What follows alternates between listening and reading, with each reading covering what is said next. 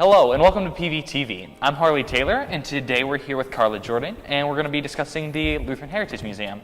How long have you been working here, Carla? Harley, I've been here for 10 years. 10 years. And what is your job here at the museum? I'm the director of the Lutheran Heritage Center and Museum that is a part of the Perry County Lutheran Historical Society. What's your favorite exhibit here at the museum? It's always the one that I just finished doing. I always say I never liked anything like I like this exhibit. I think my favorite exhibit is not even what's really important to me. It's that this team takes ideas that come from everywhere. I pretty much outline the exhibit and provide the materials, but this group, after 10 years, they're able to put it together and do an amazing job. Awesome. How often do you rotate the exhibits here at the museum? The transition space, the rotating part of the gallery, is typically rotated once a quarter.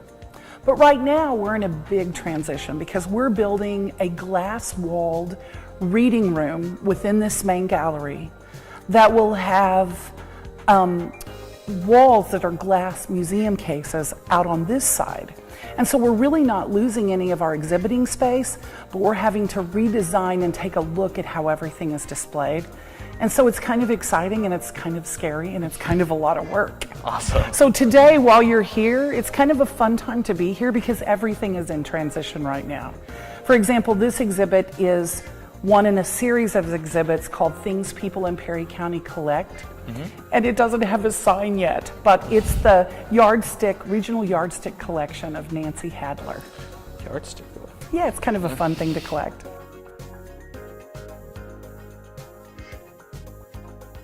Now you said this is a busy transition phase for you, and you're getting lots of new stuff. How many visitors would you say you get out here at the museum? Last year we had 7,004 visitors. And for an urban museum, that would just be a fair amount of people, but that is gigantic for Perry County because we're 30 miles from I-55. Yeah. And so we're pretty far off the beaten trail. So that is a record breaker for us.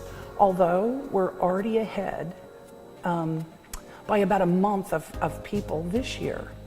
And so I think the word is finally out that this is a pretty amazing place to come and that things change a lot. Absolutely.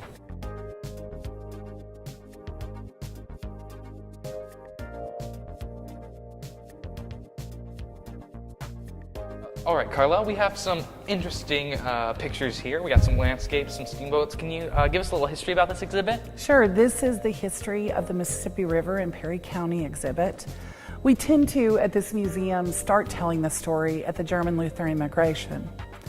But you can't really accurately tell that story without talking about prehistoric times, the woodlands and the Mississippian people and the other Native American people who were in this region. So the exhibit starts with some prehistoric pottery and trading beads, and then moves through the steamboat era up to when the German Lutherans came here in 1839. The art in this exhibit is photography by renowned photographer Ken Steinhoff, and the painting is by a regional landscape artist who is no longer with us, who very lovingly endowed her oil collection to us, named Grace Hertling.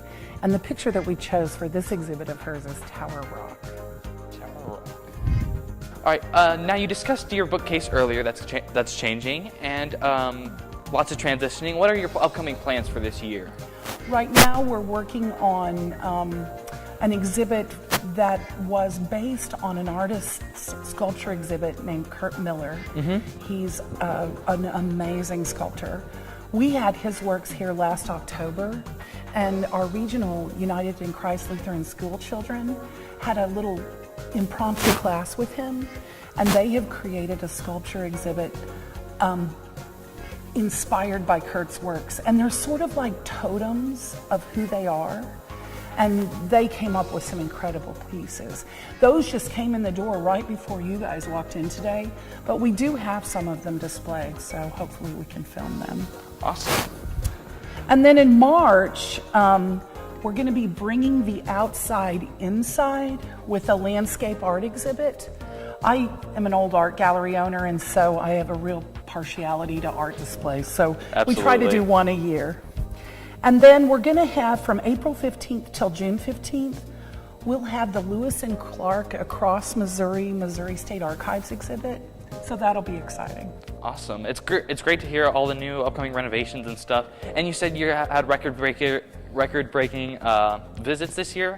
It's great to know that people are getting more active in our community and learning about the history and where we come from.